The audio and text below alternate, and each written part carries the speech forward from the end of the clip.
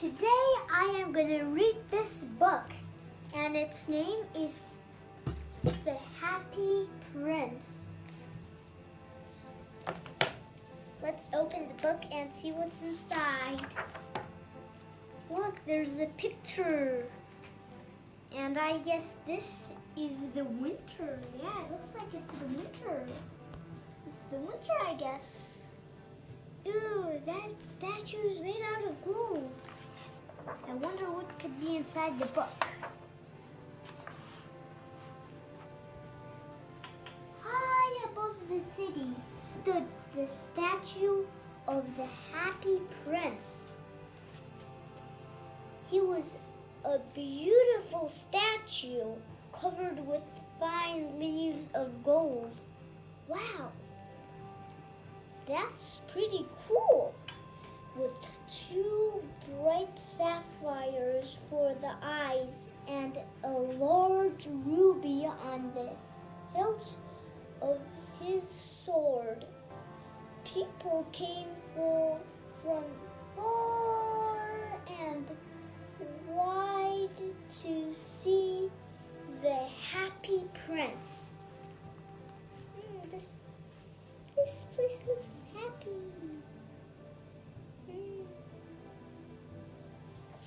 Okay, to the next page. One night, a swallow arrived in the city. He was on his way to the Egypt to meet his friends. Wow, this swallow's going to Egypt? He decided to rest on the feet of the statue. I think that's not going to be a normal thing. The swallow was very happy with his golden perch. But as he drifted off to sleep, a large drop of water fell on him. This was odd because the night sky was clear and warm. Whoa, this is very odd indeed. Then another drop fell on him. When the third drop fell, the swallow wondered if he should find a new place to sleep. Then he looked up. I wonder what could happen. Where there was tears running down the statue's face. "Why are you weeping?" the swallow asked. I thought you were a happy prince. Were you kidding me? A statue? Right? The Happy Prince spoke. Whoa, this statue can speak? When I was alive and I had a human heart, I lived in a place just outside the city. I lived a life of luxury. I never cried because I had no reason to cry. I was happy. I didn't care about what happened to my people. This prince was selfish before. I only cared about my own happiness. Yeah, that's some selfish. But now, when I look outside the city, I see sorrow.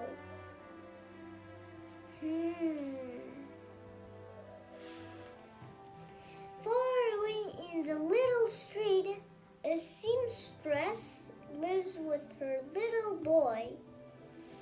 The boy is ill. His mother is sewing a dress for the queen. But until she paid for her work, she can't buy food or medicine for the poor son. Oh, they're very poor, it looks like. I can see the happy prince over there. That's nice. Please, little swallow, take the ruby from my sword. I wish I could take it myself, but it cannot move. There was a ruby on its sword. I didn't realize it, but it said so. The happy prince looked so sad that the swallow agreed to stay for one more night to help. Then the swallow took the ruby and flew over the city looking for the seamstress and her son. Wait, that more looks like a Superman, but without legs. He placed the ruby beside the seamstress and fanned the boy's face with his wings until the little boy fell into a peaceful slumber.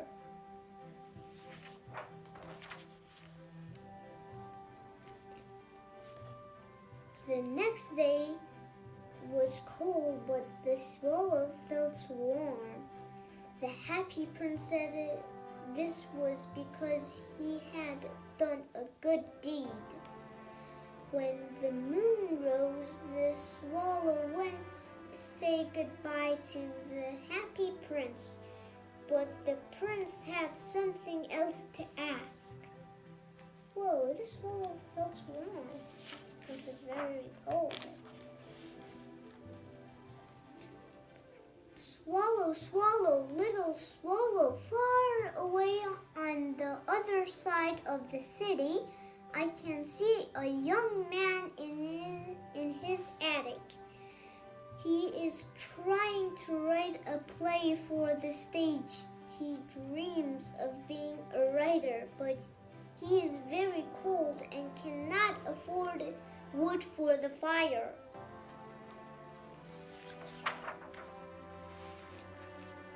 Happy Prince, I will stay for another night to help, the swallow said. Shall I take another ruby? Alas, I have no more rubies, the prince said. All I have left are my eyes, which are sapphires. Take one of them and carry it to him. So the swallow plucked out one of the prince's eyes and took it to the young writer's attic. This must be from my admirer of my work, the young man thought. Now I can finish my play.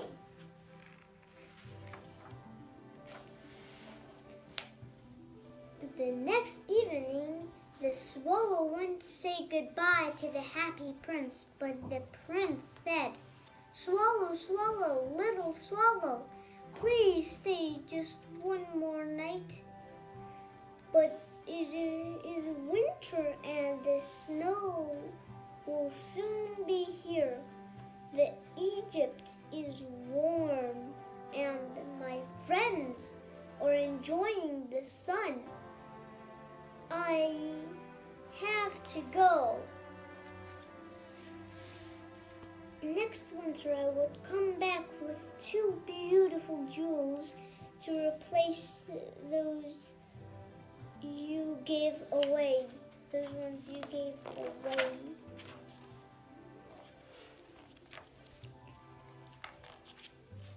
In the square below is a little match girl, the prince said. All her matches have fallen in the gutter and are spoiled. She is crying because she knows her father will be furious if she does not bring home some money.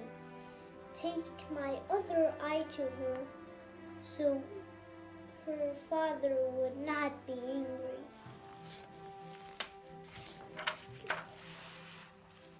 I can stay with you. One more night, the swallow said, but I cannot take your eye. You would be blind. But the happy prince stood firm. Swallow, swallow, little swallow, please do as I ask. So the swallow took the happy prince's other eye and flew away. He found the little match girl, and dropped the jewel into her palm of her hand.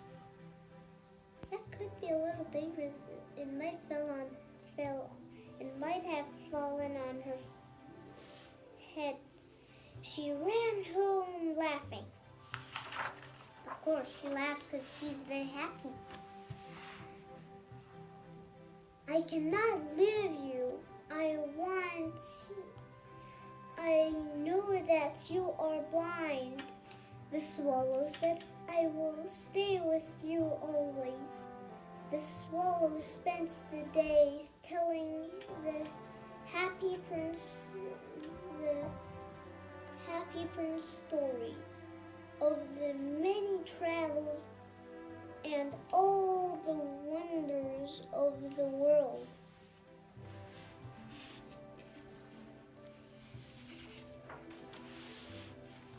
Dear little swallow, the happy prince said, you tell me of the astonishing things, but there is nothing more astonishing than the suffering men and women. There is no mystery so great as misery. Fly over my city, little swallow, and tell me what you see there. So the swallow flew over the city. He saw rich people and poor people and hungry children. So the swallow told the happy prince what he had seen. I am covered with fine gold, the prince said. You must take it off and give it to the poor living people. Always believe that gold will make them happy.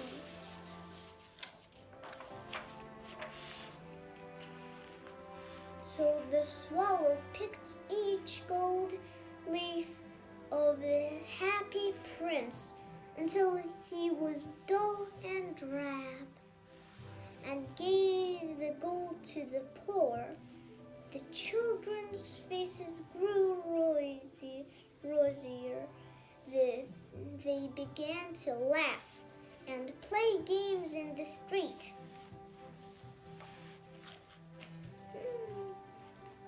Everyone's trying to get those gold. The snow came.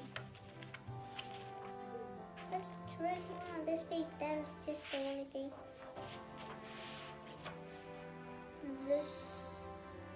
The swallow grew colder and colder, but he would not leave the happy prince. The swallow loved him too much. Finally, the swallow grew worried and weak. He knew this day would be his last. There's 1,000,000,004 more pages left. That's crazy. Goodbye, dear prince, the swallow said. Will you let me kiss your hand? So are you going to Egypt at last, little swallow? You must kiss me on the lips, for I love you. I am not going to Egypt, but to the house of death. The swallow said and kissed the happy prince on the lips. Okay. The little swallow is lying there with a smile. I don't know why. At that moment, a loud noise came from the inside the happy prince, as if something has cracked. I wonder what's cracked or something. Early the next morning, the mayor was waiting in the square below. He looked up at the statue. Dear me, how shabby the happy prince looks, he said. So the mayor gave the order to pull the statue down. He is not beautiful and he is not useful, the mayor said. The prince was taken to melted down. How strange, a man said. This broken lead heart won't melt in the furnace. We'll have to throw it away. So they threw it on the dust heap where the dead swallow was also lying.